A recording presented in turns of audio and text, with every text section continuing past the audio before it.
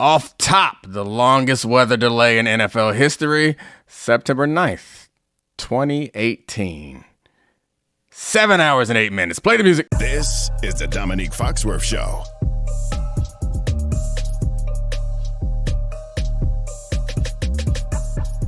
Welcome to the Domonique Foxworth Show. I'm Domonique Foxworth. We just kicked off the NFL season, and I'm joined from my basement and from his guest room, I guess, by our buddy Charlie Kravitz. That was fun. Football's great, even with a little delay.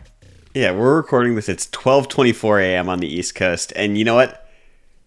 I feel fresh as a daisy because football is back. I'm so excited. We're going to recap Eagles Cowboys, and then later in the show, Mina Kimes is joining us. We'll do our Survivor pool, which I'd like to remind the audience that we demolished Mina in last year, as well as we're going to do, in 45 minutes, preview every single game of the weekend slate. So that is action-packed, but we are hunkered down to talk about Eagles Cowboys.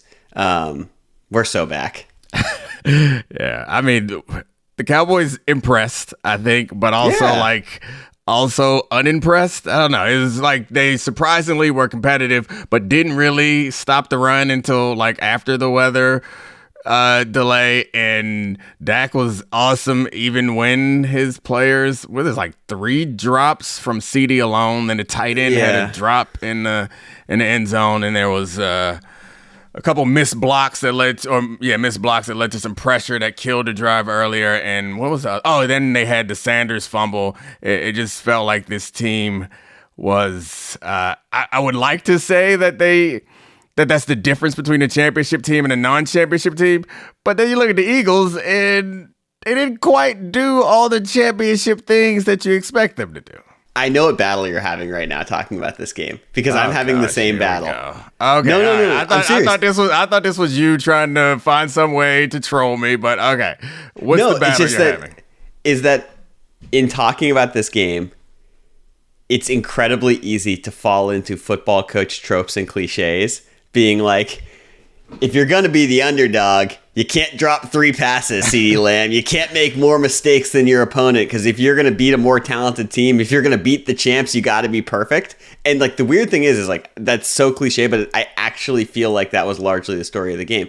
Like the Eagles have more margin to be a little bit sloppy because they can really run the ball at will. You saw a lot of the polish that Hurts and Barkley have, and they were able to overcome a handful of mistakes. Jalen Carter got ejected from this game immediately for spitting on Dak Prescott. Although, did you see the counter angle of that where Dak might have spat first in his direction? Oh, whoa! Where was I? I didn't see. Is this something that's on the internet? Yeah, it started to circulate online where it's unclear. It looks like Dak might have spat towards the ground. Yeah, and Jalen Carter then just used that to spit on him. I don't know. I mean, look, the tape is inconclusive, but there is a counter angle out there. But to me, it's like this game really just showed like it's not like the Eagles came out and were like a wagon for the entire game. Obviously, before the weather delay, both offenses looked incredible. Like no one really punted, and it felt like the Eagles could run the ball at will.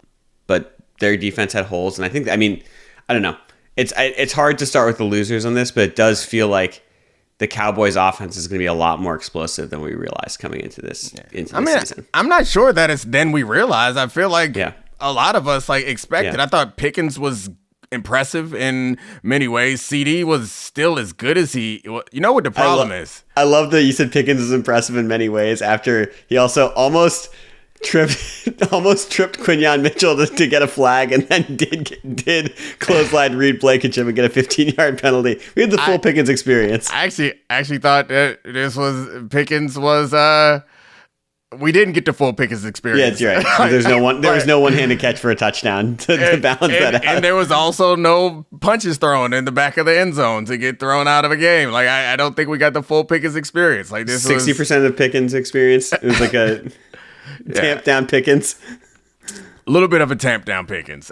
I think you're right about the coach's cliche point, but it's also, to me, the Eagles have a lot more benefit of the doubt for us going forward. So, I don't want to jump to any Eagles conclusions. I know one of the things I was concerned about, Hurts was incredible against the blitz last year, but the last time he lost his coordinator and he came back, it seemed like the blitz was crippling to them. And Eberflus, the coordinator for the Cowboys, is not a blitzing guy, but it seemed like when they did blitz, I think they only blitzed like once in the first half, and then the second half they only blitzed like 3 times. And it seemed like the Eagles were like shocked and didn't know what to do with it again. And this Eagles offense was. Sorry, go ahead. You can respond to that. I got more. No, I was just gonna say, like, and look, their offensive line got beat up. Like Landon Dickerson got hurt again in that game. I guess he appeared to hurt his lower back, but he's coming off of that knee injury, and it did feel like. I mean, you pointed this out. We were texting during the game that when they heated up Hurts, it actually was really beneficial for the Cowboys. And Collinsworth brought that up after the lightning delay that the Cowboys defensive line was like delighted on the sideline after they actually implemented the blitz and got that quick 3 and out. Yeah, I think the the one thing about the champion, like, cliche stuff is you're right about the Cowboys not being able to afford to make as many mistakes as they made when you're trying to knock off a champ. But, like, normally one thing you can trust about a champion is they're not going to, like, have dumb plays. And, like, I don't know how else to explain the penalties and the spitting. And it just had a number of, like, dumb plays. And as in control and dominant as their offense did seem at times, there were lots of things that I think that were surprising to me. It's like they never really attacked downfield. They had one deep post before half. But other than that, like last I checked, like around the time, and I guess I could go back and look again, but around the weather delay, that was their only pass attempt of over 10 yards.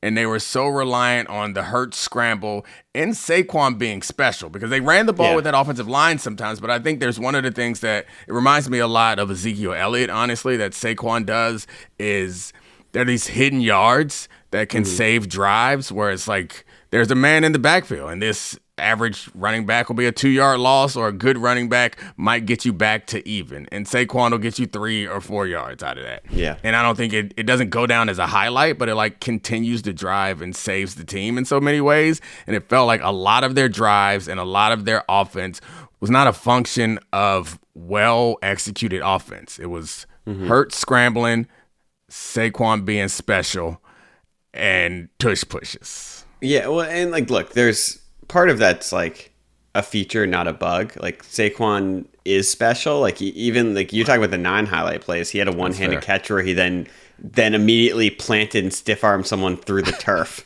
That guy didn't just touch grass; he ate grass. And then like it hurts. Like it's almost a cheat code where if you go empty backfield, he's going to either have the option to distribute the ball, which he's obviously a very good point guard in that offense, or run the ball. And he, as a runner, he just seems impossible to bring down and like incredibly savvy of when to take off. So to me, those are like, it's concerning about one thing.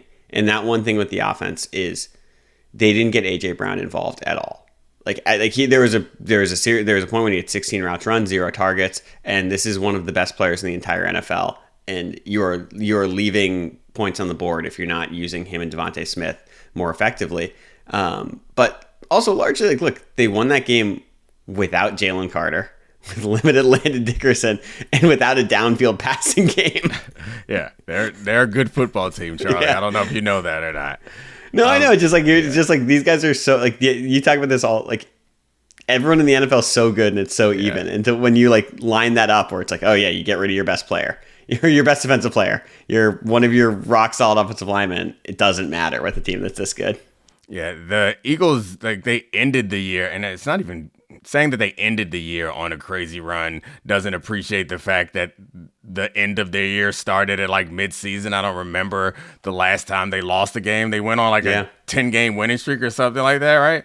But that with Jalen Hurts as the starter, they pick a game where the pick of the key game after we don't count that. But that means, and they are at that level with the Chiefs now, where it's like we are evaluating them against a championship. Which, to the point I was making, is that might not be fair at this point in week 1 to be thinking about that. But I got to be honest, I'm looking at them as can they repeat or not?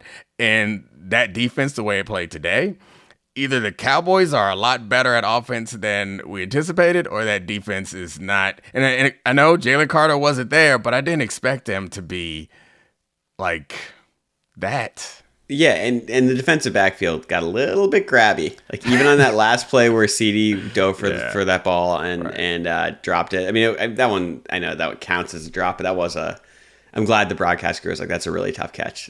I mean, easily could have been PI on DeJean. DeJean grabbed him around the right waist right before CD dove for that ball. You know they moved Coop to safety, right? Yeah. Yeah. I mean, I guess they didn't move him to safety. Last year he was just a nickel. He never really played outside much, but I'm a little heartbroken, but we'll see. We got Riley Moss. I assume he's going to play sort of that Joker role where he's going to play some corner, some safety, some nickel. Like it would make sense for that to be Coop instead of Reed Blankenship if we're going to go in man coverage. But they already in week 1 got to the point where they have lost some faith in Adoree Jackson. He was so bad in that game. Sorry, I'm not saying like he's a bad player and he's been excellent. He was really rough in that game. As a fellow cornerback, I will not accept this. In the first half, okay, well, this is one of the things, and then you should talk on this because this is one of the things where the broadcast can make a single cornerback look like he's a massive problem. Because in the first half, when the Cowboys it seemed like that they were moving the ball at will, the camera was just zoomed in on Adoree Jackson, and then when they took him out of the game, the camera was zoomed in on Adoree Jackson on the sideline with his helmet still on, where he just seemed like he was getting roasted. I mean, that's the part where it's like the camera stuff, I guess, makes it seem more egregious than it was. Like, I'm not going to argue that he had a good half. He didn't. But I've seen guys get roasted. He wasn't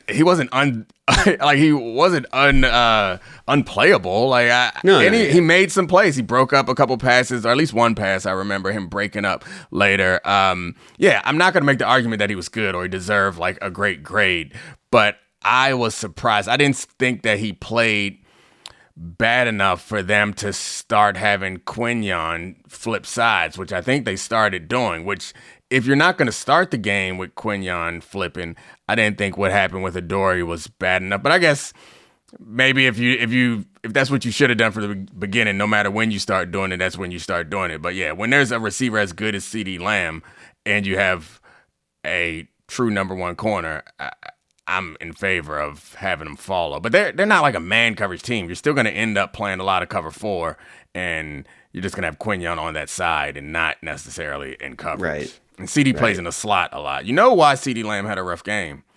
Because they banned the celebration. Can't do his first down celly no more, and he didn't feel comfy. CD was awesome in the first half of that game too. Like he had a really that was one of the weird things where I know he walked into the blue tent at the end and said that he was totally fine, and I'm sure he is totally fine, but it did cross my mind where after the 3 weird plays he made at the end of that game, I was like, something wrong with him, because he was incredible in the first half. Even he might have saved Dak from having an interception on their second touchdown drive where he stepped in front of the defensive back, and he makes it look so easy, and he's such a good hands catcher where he just snatches the ball out of the air. But that's not that's a legit number 1 receiver type of play that not everyone makes.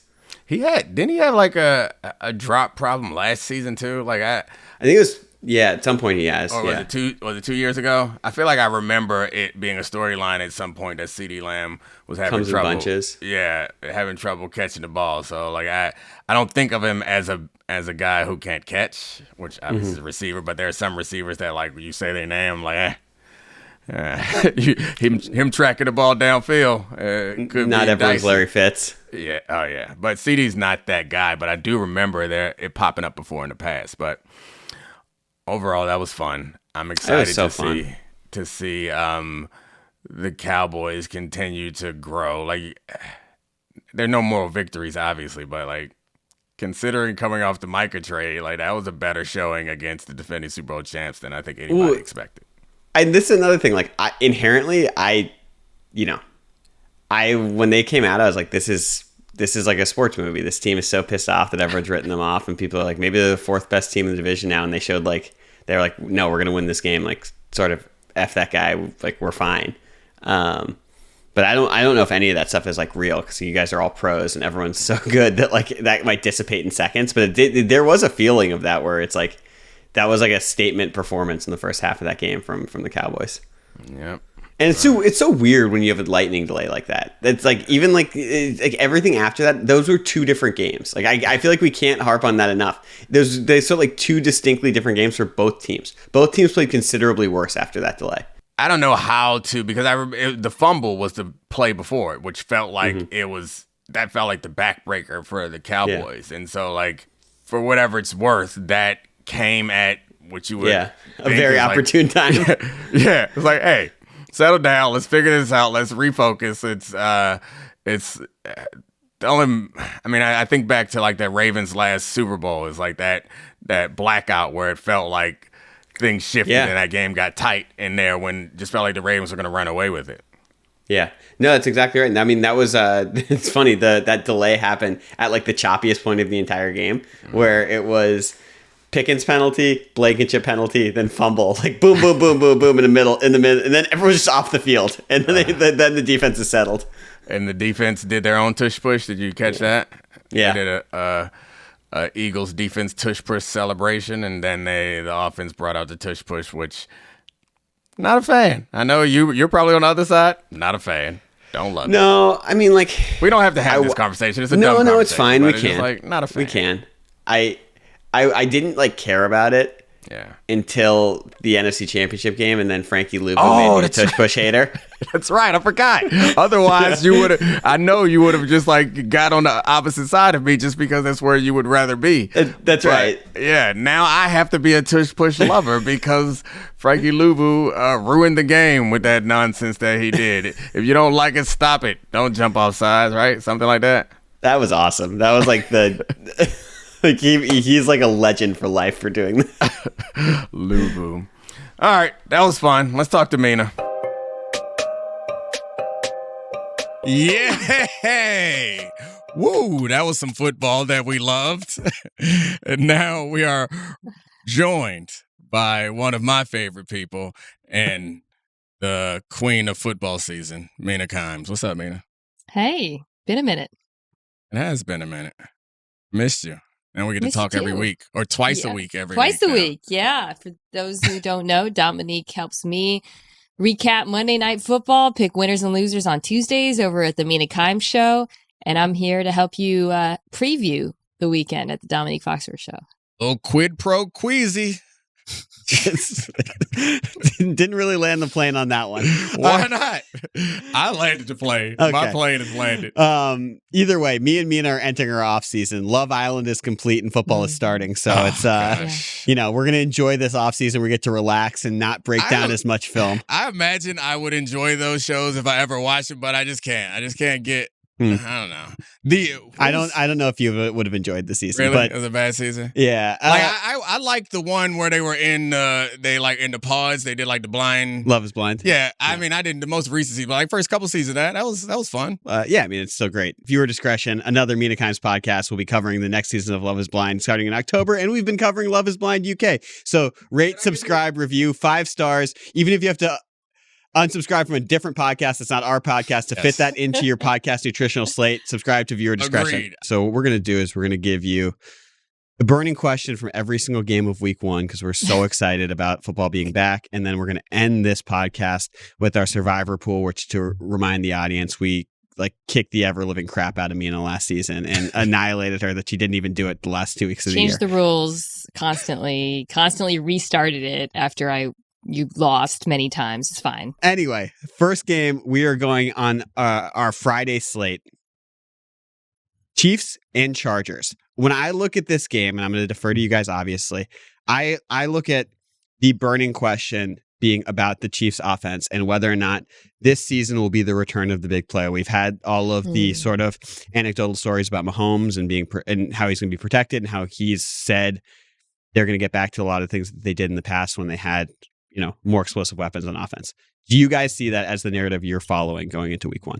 I mean, I think it's probably there's Charger stuff that is interesting also, but like the Chiefs, given they've been to the Super Bowl so many times in the last several years, and we have questions about how good that offense can be. The Josh Simmons acquisition, I was making this point with Bomani this morning that we talk about the quarterback window. If you have a quarterback in his rookie contract and how valuable that is, we don't take into account that there are other super valuable positions that if you have them in their rookie contract window, and if Josh Simmons is as good as some people who I like trust about offensive line play say, like this is the possibility if they have a real like top of the league left tackle on a rookie contract. Like that's to me almost as beneficial when you have a quarterback as good as Patrick Mahomes as having like a franchise level quarterback on a rookie contract. So I'll be interested to find out how good this offense is or how good this O-line is, which will allow the Chiefs to take shots down the field and not be in like 7-man protection, which is like all their big shots were like that last year.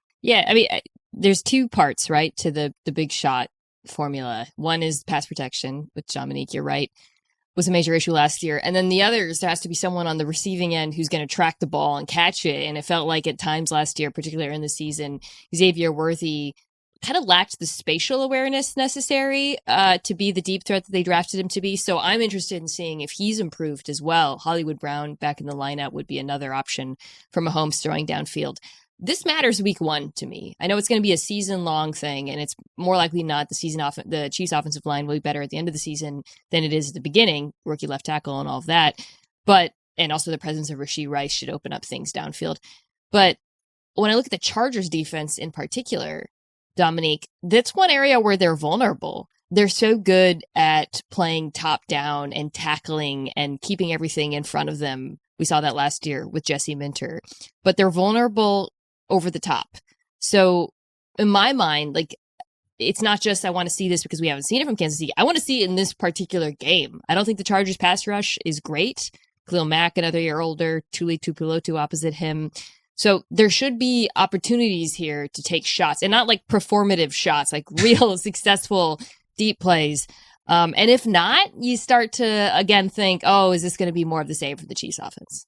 I feel like that Chiefs, one of the few like beautiful deep shots from last year was the Chiefs against the Chargers. I think one of Worthy's big plays was like a post, like a post that stands out in my mind where we were still like, well, the Chiefs offense could turn into the Chiefs of old. Oh, and everybody was like, how did they get their hands on Xavier Worthy? Yeah. How did they let that happen? And then he like didn't catch another deep ball for like. Yeah. I mean, his first touch was that reverse, which is different than like stretching the field. Yeah, but still pew explosives, which the offense lacked completely. Pew pew is small. It has to be. You need a better sound than pew pew. Anyway, but another thing when I was watching the Chiefs stuff this morning, looking at their 2022 season and this season and their last season's explosives, is I noticed that relationship with the receivers in Mahomes throws the ball against coverages that he shouldn't throw to the wrong person or what would be the wrong person based on what the coverage suggests, based on needing to get a certain amount of yards. You have to take shots down the field. And I notice so often that he will throw away from where the route is designed to go. And we don't appreciate how important it is to have that feeling of understanding that your quarterback is seeing a hard wall here and you have to adjust your route for it. Like I saw so many of these deep shots last year where it was either Worthy or one of the other guys running past a spot where Mahomes. Perfect description. One of the other guys. I started thinking of the 84, then I forgot his name. I didn't want to get caught up in the air. But anyway, the point is you could see that there were plays to be made if he had the same connection that he does, obviously, with Travis Kelce and that he had with Tyreek Hill, where Tyreek would run that deep over all game, every game, and he would just catch it in different spots. Yeah. Because the defense would anticipate it. It's a great illustration of how being a great deep ball receiver is about more than just top straight line speed, right? I mean, what you're describing. It's honestly something that was very underrated with Tyreek Hill.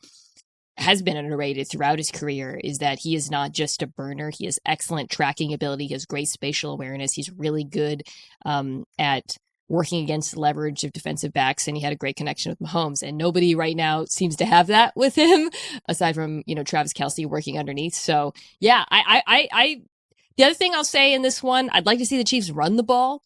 Chargers defense, I think, will be a little bit more susceptible to the run this year, and this has been repeated ad nauseum, but the Chiefs' run game last year was okay, but it was the least explosive run game in football. I want to see if Isaiah Pacheco looks more like Isaiah Pacheco in week 1. That, to me, is going to signal, like, okay, gives me a feeling about where this might be going. Last thing on this game, Mina. Which O-line are you more interested in, Chiefs with Simmons or Chargers without Slater? Chiefs with Simmons, because I kind of feel like I know what the Chargers are going to be. I think Joe Alt's going to be good. I think the right side's going to be bad, right? Simmons is like, to Dominique's point, it could be a cheat code, but it also could be massively overhyped based on the summer. So I want to see that. Yeah, it's, recovering from patella injury, it's like even that's more of a murky box for us as watching these games compared to an ACL where we see guys come back over and over again from that type of injury. All right, Bucs-Falcons next game. This one, honestly, is one of the more exciting ones on the slate this weekend. And I want to start here, which is I look at this game and the Bucs are potentially hyped as the top competition for the Eagles in the NFC as Super Bowl contenders. And the Falcons are seen as the one team that can really challenge them in that division. I know there's stuff about maybe the Panthers being a lot better than we think, but when we look at those teams, we think of explosive shots with Baker Mayfield, and we think of this new look Falcons offense, which was built and modeled a lot of ways after Detroit with their personnel, with the two backs, the receivers. Which of these teams do you think will have the elite offense in that division? I mean, It could be both. Yeah, I think these are straw men for you to tear down. Yeah, the Bucs, I feel like obviously it's the Wirfs is coming back and is healthy, and and it's opposite the situation with the Falcons O-line, which is that McGarry is injured and that changes things. So like all the weapons are super attractive. The quarterback is less proven. It's like we're less sure how good Penix is than I think we are about Baker Mayfield. I think if I had to trust one of these offenses to be elite, it's the one that has been for the last couple of years under the same quarterback. I know we have a coordinator situation. The second year in a row, new coordinator. But yeah, I mean, if I have to pick one, it's that. But I'd still would be more excited to watch the Falcons and see if they can put something together with all those weapons finally. Yeah, I'll go Bucs. I mean, the Bucs were one of the best offenses in football last year. The Wirfs injury early on is concerning, but over the course of the season, I think this is one of the best offensive lines in football. I think the receiving group, no Godwin and Jalen McMillan hurt. Again, this is an offense that'll probably look better later on than it does early, but I think the run game should be excellent as it was last season. And then you got a really good group of pass catchers. Atlanta, the right tackle is down, which is a little bit concerning, by the way, in week one.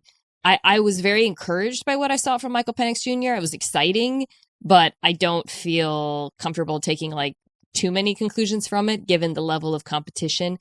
I'm interested in just seeing how the offense evolves with him, because they basically, is pretty similar to what they ran with Kirk Cousins with him in the lineup.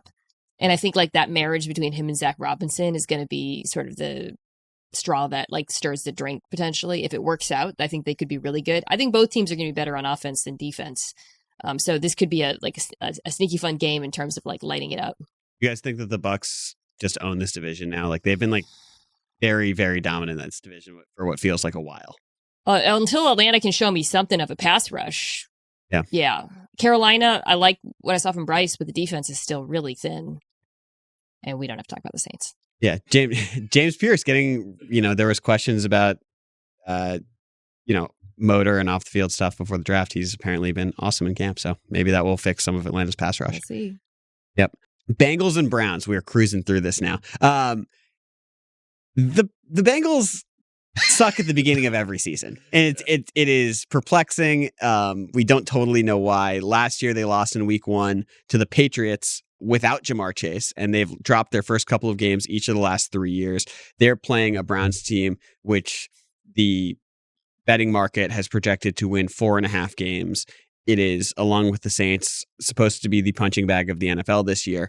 The Bengals, on the other hand, no longer get a last place schedule to play, but Burrow's coming is a year after of his wrist injury. They managed to get everyone paid: Shamar Stewart, Trey Hendrickson, T. Higgins, Jamar Chase, and Zach Taylor is on the hot seat, in theory, if they don't play well this season. Bengals, Browns. Do you think that the Bengals, after playing Burrow in the preseason, come out and just smack this Browns team? The Browns are talented. They're a talented team on defense, at least. So just it won't be utter domination, and it's a divisional game. I don't think it'll be ridiculous blowout in that way. There were reasons, I think, for whether these were the actual reasons. There were explanations for most of the Bengals' slow starts. There isn't one that exists this year.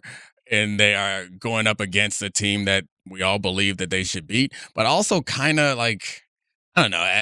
I don't think they'll have a slow start, but their defense is still their defense. Like, in the Bengals' expectations, it's one of those weird teams that, and they might be the only team that I feel like doesn't necessarily have the full roster to garner Super Bowl attention, but they do anyway.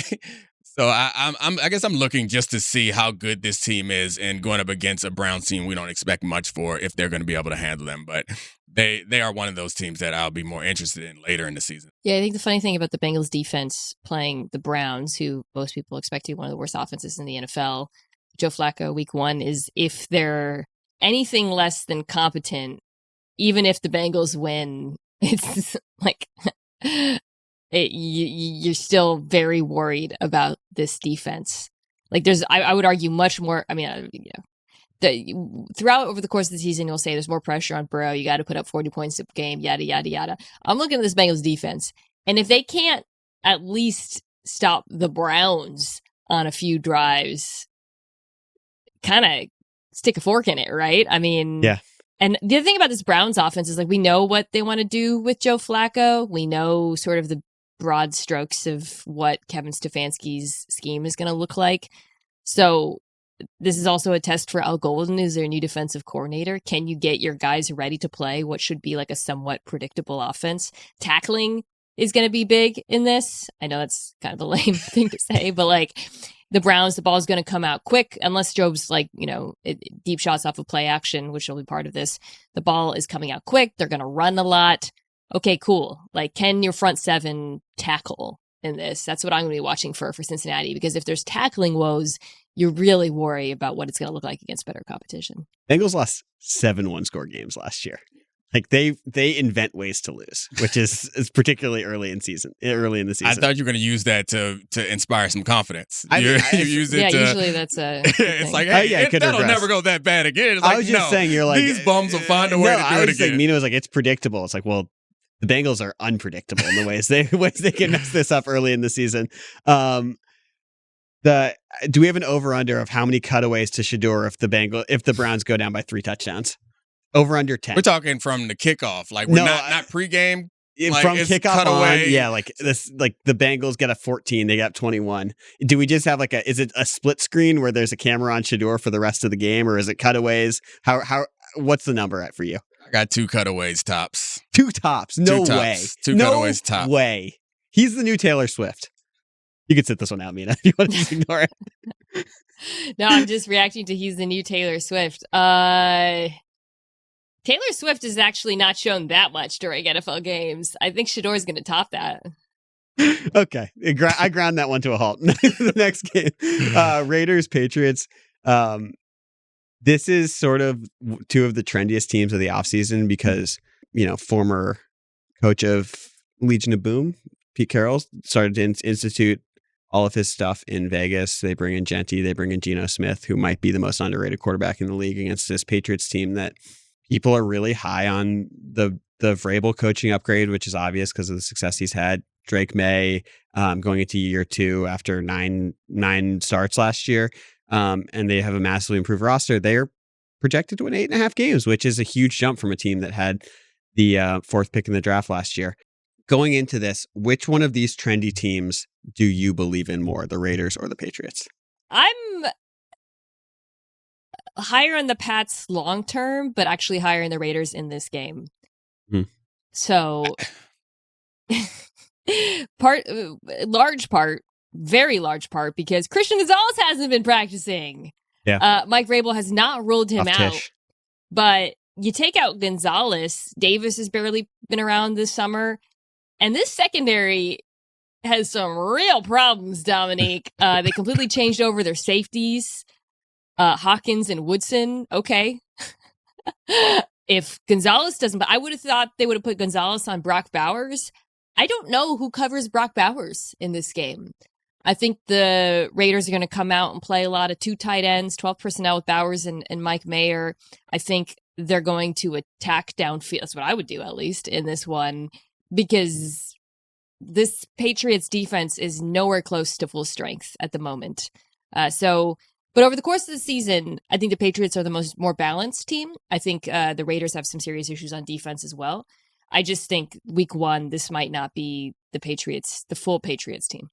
Yeah, I know that that Charlie tells me that these teams are getting a lot of hype, but I don't get it. Like, I get being excited for Drake May. I get being excited to see like the Ashton Genty experience, and you're right, Geno is an underrated quarterback, but like there's enough holes in these rosters at important spots that I'm like, I don't see it for either of these teams. And I don't mean as a criticism of you, Charlie, to be. No, I digest all Ringer content. Of course, I'm going to get a ton of Patriots stuff. I guess it's just hand up. I haven't been hearing that, and I don't see it. But like, it's not like they fall into like the Broncos category as a team that I feel like is getting a lot of hype. But I get why the Broncos are getting a lot of hype. I don't really see why these teams are getting a lot of hype. Maybe one of them will prove me wrong. I think part of it's with the Patriots' schedule, last place schedule. Like it's one of the easiest schedules in the league, and in the coaching upgrade, people think that regardless, they might just is a huge part of why, Charlie. I think Vrabel and Carroll. I mean, just people look at them and instantly assume like a 3-4 win upgrade, and I think I think both of them are huge floor raisers for these teams. I just think both their ceilings are capped because of all the holes on the roster. I think the Raiders offense is going to be really fun and interesting. I think the Patriots have a really talented young quarterback, and they've added a lot of good players on both sides of the ball. But I'm with Domonique. I think both these teams are pretty flawed. Or some more flawed teams. I was about to say, this Dolphins-Colts, Domonique, we're going to start with you on this one. How early in the day are you going to regret thinking that the Colts are a playoff team? Is this a 1:00 game? Yes. All right. Well, there's a chance that I can regret it by halftime. Actually, I mean, the fact of the matter is, you know how I feel about this. Yeah. There's no shame in being wrong. We love being wrong in this podcast. Being wrong is great. Being right, overrated.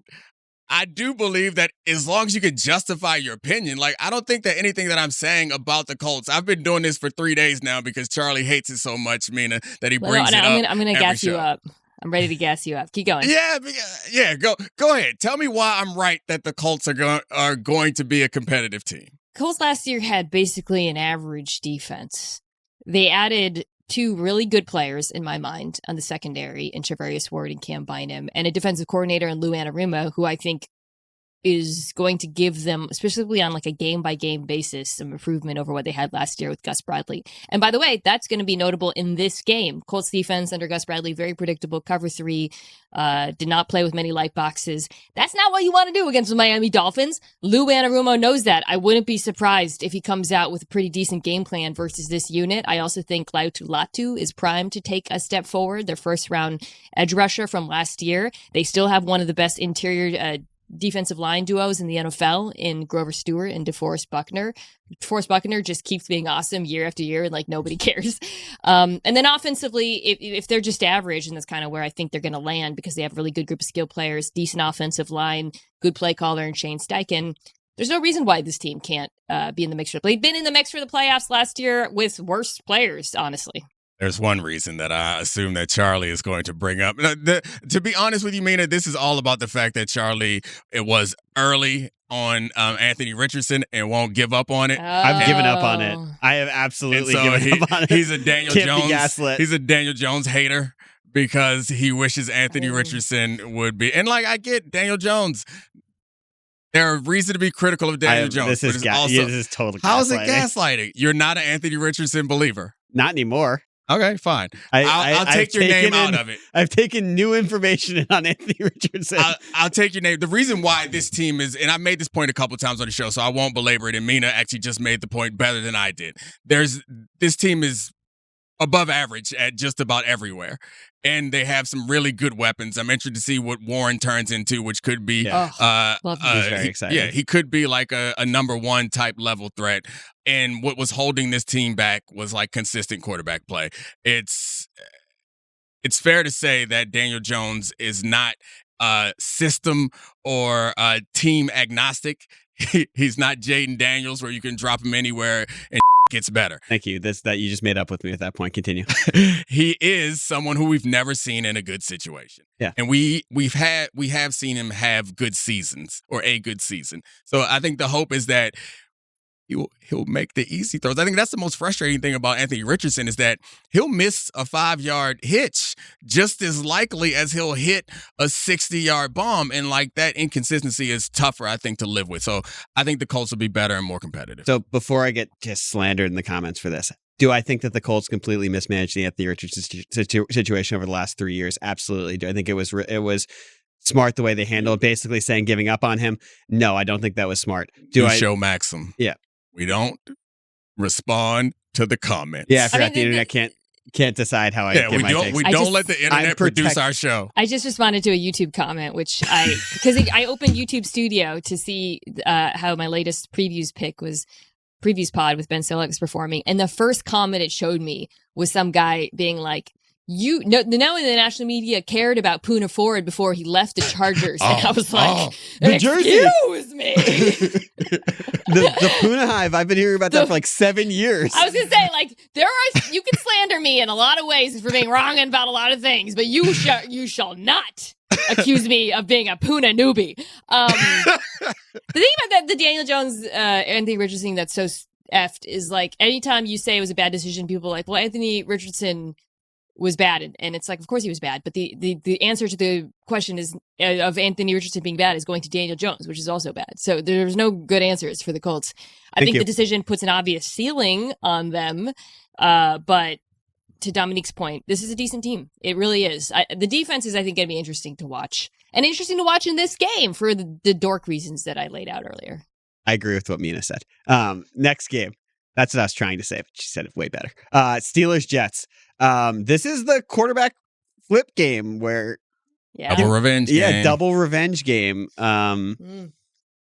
Who is going to be... Like, I'm just going to go the low-hanging fruit. Who's going to be less satisfied with their quarterback after this game? Jets. The Steelers' defense is good. I think less satisfied is a good way to phrase it. It's different than most disappointed. Because I would say that I don't think the Jets have much expectation, so they won't be as disappointed as the Steelers could potentially be. But I think at the end of the game, the Steelers will walk away thinking, all right, maybe. And I think the Jets might walk away from this game thinking, here we go again. And so, yeah, I think the answer is obviously the Jets, but based on expectations, it might end up being the Steelers. Oliver Tucker. That Oliver Tucker being lost for the season.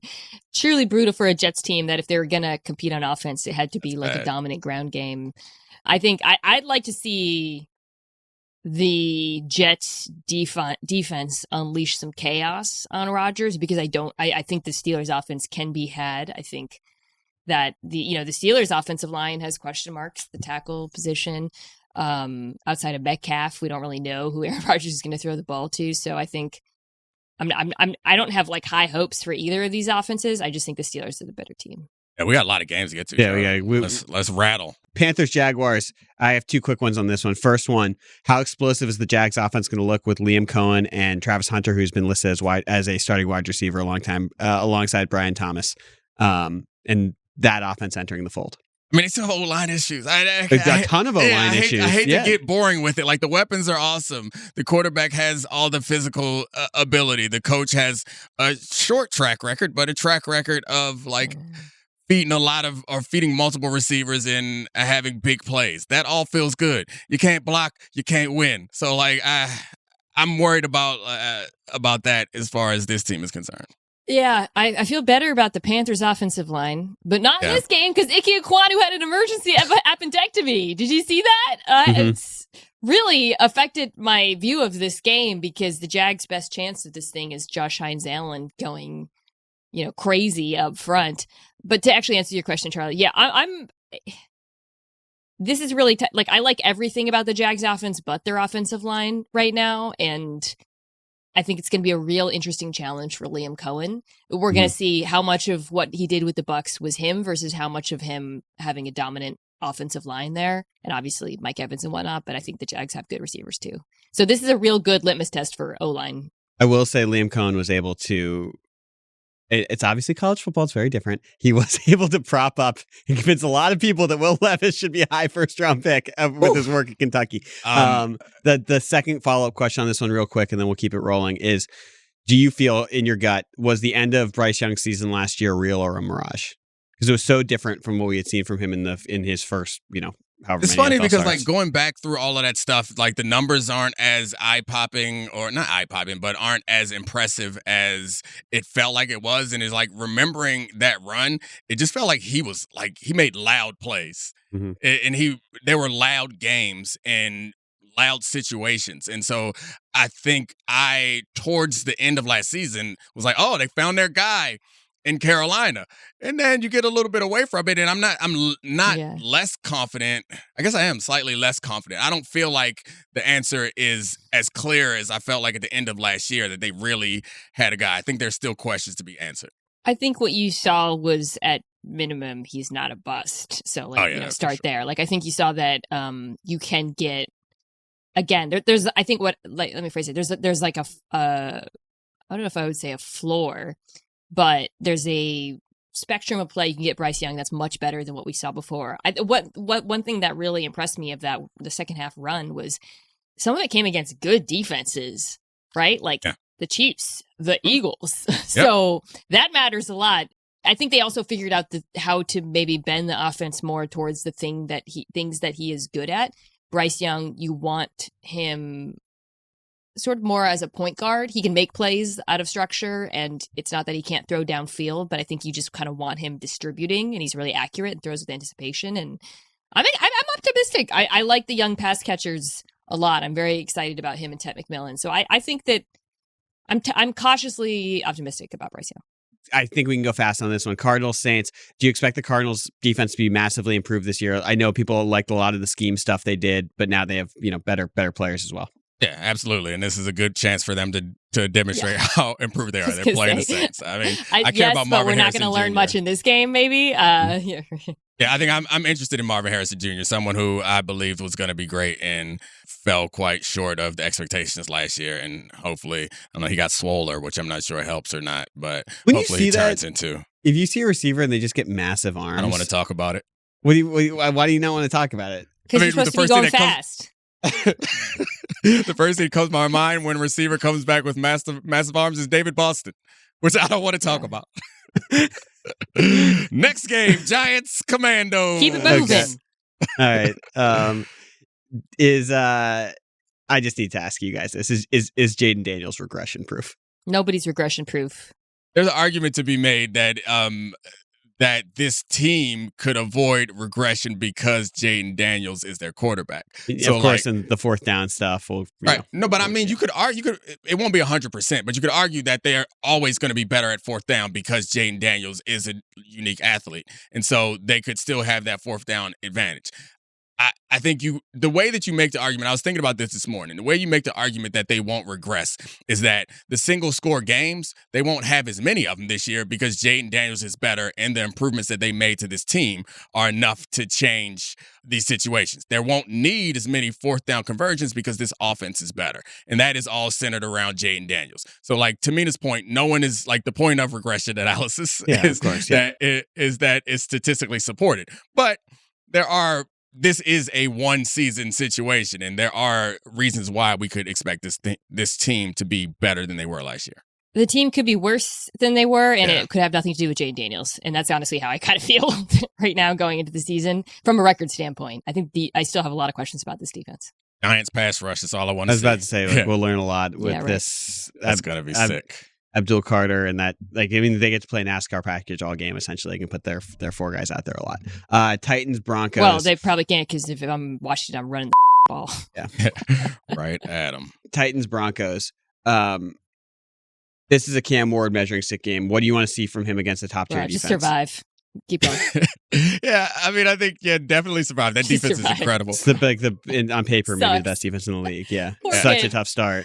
I mean, I think the benefit to him is they are not as multiple as a lot of the great defenses are, and they're going to play a lot of man coverage, but they're really good at man coverage, so that is going to make it tough on him. I think survive is right, but like just don't make bad situations worse. That's what I want to see from Cam Ward. Just don't fail. Don't take super sacks. Just keep it moving. All right, next game, 49ers and Mina's Seahawks. Good game. Really good game. one of the trendy things from this is people think the Seahawks defense is going to be really Woo. good. Do you see this as a potentially a top 5 unit in the league? Oh, hell yeah. I know you do. Dominique, you had them 1?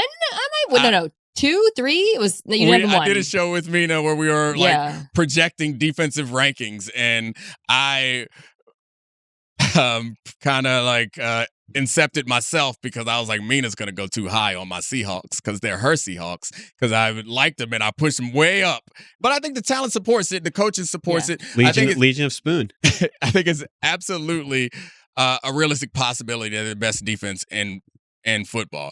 I'm looking forward to seeing them up against the Shanny system. Also, Sam Darnold question is also very big for me. I was looking at this earlier today, time to throw numbers, when I was prepping they're long. Yeah. Don't look. I was prepping for the Chiefs game, and I saw that of the top 5 times to throw, there's one guy in there who's number 3, who's not like the other guys. It's Sam Darnold and a bunch of super athletes. Yeah. It's Hurts and Jackson, and then Sam Darnold. Him holding the ball for a long time is not as easily explained or defensible as it is for Lamar Jackson and Jalen Hurts. That's all. So I'm scared about that. I want to see if Christian McCaffrey looks like Christian McCaffrey, because we all know the Niners are got a major receiver problem. Christian McCaffrey actually played in Week 11 against Seattle last year, and the Seahawks defense was excellent in that game. But you could argue he wasn't quite himself. The gravity that he has in the passing game is what I'm going to be watching early on, because you're going to see how much the Seahawks defense fears him, right? And truly, in this one, you're game planning for him and Kittle. So I think if he looks like he did in 2023, the Niners are a team to be taken seriously. If not, I'm a little skeptical, just because of all of the injuries and question marks elsewhere. I'm pretty excited to see what Parasol's going to be in that offense this year. He was good. Yeah. I loved him coming into the draft, and obviously last year was not a total wash, but it was super delayed because he got literally shot before the season, which is still so crazy. Let's go to the next game, which this is maybe the game of the actual, it's not the game of the week because we still have Ravens-Bills to get to, but Lions-Packers, obviously the Packers were a trendy Super Bowl pick before they got Micah Parsons. Now they've added, one of the best defensive players on planet Earth, the guy who is better at getting to the quarterback on first and second down than anyone. He's, an apex pass rusher. And on the other side, the Lions have a lot of questions because they're replacing both coordinators on a team that looked like the best team in football, even above the Eagles, which sounds crazy, earlier in the season before they had all of these injuries, had to be playing guys they signed week of the game on the defensive side of the ball, and no Ben Johnson, no Aaron Glenn. What you guys are more interested in how the Lions look with new coordinators, or how the Packers look with Micah Parsons? None of the above. Matthew Golden. I think the coordinators is interesting, but actually I don't know. I think the value of a true number 1 receiver in the NFL is climbing up the charts along with those other positions. And I know how Micah's going to be. I feel like a lot of these things are things that I already know. If Matthew Golden is a number 1 receiver, that takes this offense to another level, and I think that takes this team to another level. And, of course, the new coordinators in Detroit, there are question marks there. But I guess I'm less concerned about it than maybe I should be, given what happened to the Eagles and other teams who've lost 2 coordinators at the same time. What do you think, man? How much does it suck, though? I am interested in Matthew Golden because that was just so glaringly the missing piece for Green Bay, right? But how much does it suck if you're John Morton, the offensive coordinator, and you spent your whole summer, and I feel like you've been preparing for the Packers defense. You have a pretty good idea of what it's going to look like. And then all of a sudden they drop a while Micah Parsons appears completely. Doesn't that from a game planning perspective, you were already thinking, how can I protect this interior of the offensive line that's new? And now they add that. And we don't know. Then I talk about it. We don't know how they're going to use him in this game, right? Are they going to line him up inside? Are they going to put him and Gary or Van Ness on the same side? Are they going to send Edger and Cooper? Are they going to walk him up to the line of scrimmage and have him drop in a cover? Jeff Hafley woke up with $50 in his pocket. And John Morton woke up with a giant headache. I just do not envy this man at all. Everybody's already talking about him. It's like, what's the big question with this Lions team? My first thought went to a similar place, but it wasn't for the guy who has the game plan against him. It's for the guy who he's going to be trying to get. Yeah. It's like Jared Goff had been looking at this game, getting ready. Yeah. Oh, yeah, we'll play the Packers. We'll play the Packers again. And then all of a sudden, the best pass rusher in football just shows up in his division in week 1. So good luck to all of them. I know. Oh, yeah. Texans, Rams. I mean, there's a bunch of questions for this game. Like, can Stroud play well behind maybe an even worse offensive line? But I'm also like kind of more fascinated by the Ram side of this, which is just how does Matthew Stafford look after we've heard about his back injury, which has been going on for 6 years now. And he was sleeping in like a hyperbaric chamber and was first just cleared to literally walk at practice. Then he's, apparently healthy and playing in this game. But what's your level of concern for Stafford and the Rams coming into this week, Mina? Well, given that I think the Texans are probably second, maybe best, top 3 defense in the NFL. So fast. Pretty concerned. I mean, the thing about this game is the exact same piece of analysis applies to both sides, which is whose 4-man rush is going to take over. The difference the difference is just 2 differences. The Rams' offensive line is better. I really believe that. Although Alaric Jackson, who's their left tackle, hasn't played all summer, but he's been staying in shape and he's been dealing with the blood clots. So advantage Rams, but unlike the Rams, the Texans also have a devastating secondary. So advantage Texans. But I'm just looking at these 4-man rushes and these quarterbacks and these offensive lines, and it feels like this one's going to just be like who can do more to mitigate the absolute monsters on the other side of the line of scrimmage. Yeah, I think the health issue with Stafford is going to be an ongoing question all season. And it'll probably determine how far they end up going. I'm interested in how Stroud performs because it felt like last year was lost because of their offensive line, and they haven't seemingly made it better with talent. So, yeah, to see what Stroud's going to be able to do. And this is a bad matchup to the point that Mina made. This is not a defensive front that you can take it easy. So, yeah, I think more than anything, I'm interested in the version of Stroud that we're going to see because I think we know Stafford in that offense is going to be good if he's healthy. I don't know that we know that a healthy Stroud means they're going to be good because that O-line is going to be such an issue. It's so weird. It's like the O-line was really bad last year. It's like potentially the personnel's worse, but also so much stuff just changed in the 2 years for the Texans where 2 years ago we thought Bobby Slowick like potentially head coach stuff material immediately. And then last year the scheme got stale so quickly. Stroud was under duress constantly, the running game and they had a million injuries also in the passing game, but everything just seemed to fall apart. So I'm with, it's just, I have no feel on what that offense is going to be like. Defense, super fast and exciting. Last game, Ravens at Bills. I don't have anything to say. I'm just excited. Isn't this going to be great, guys? It is going to be fun. Yeah, I hope the country can survive. That's all.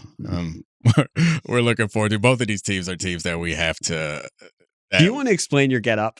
Oh, I mean, it's nothing to explain. They wouldn't let me make a joke, so we had to pick games. So you know what joke, Mina? You could guess. We had to pick games. There was a race war. We had to pick games for Get Up, and they did the pick bars underneath. And the people on the show who were picking games was me, Louis Riddick, Mike Greenberg, and Peter Schrager. And I didn't pay attention in the pre-show meeting to who picked whom, and then the pick bar went up, and it was a clear division, and I kept trying to get in so I could make the joke. I think Greeny knew what I was up to, so he never quite came back to me. But you picked the Bills, right? Of course. This was today or yesterday? This was yesterday. It was yesterday. So to take it to the field a second. Thank you. I do not know who the second cornerback is for the Buffalo Bills. Christian Benford also has been banged up. I think this is kind of fascinating because if I'm Baltimore, there's such a clear matchup advantage through the air in this. They don't have Isaiah Likely and also no Patrick Ricard, by the way. So they might actually be better off playing a slightly different brand of football, which is something they're capable of. The Ravens are I'm sure they're as good. They were as good as from 11 personnel as any team in the NFL last year. But like, I'm thinking this is, to me, is a big Zay Flowers, Rashad Bateman game, purely because this Bills pass defense that was like sneaky bad last year, but just got a bunch of interceptions, is still missing guys on the back end. I think that's an interesting challenge that I was thinking about a couple of days ago with the Ravens. Is their roster is really good, and they can match up well with anybody if they decide to alter their game plan to attack different weaknesses. But there's something to be said for knowing what type of team you are and what you're going to do and what you're going to specialize in.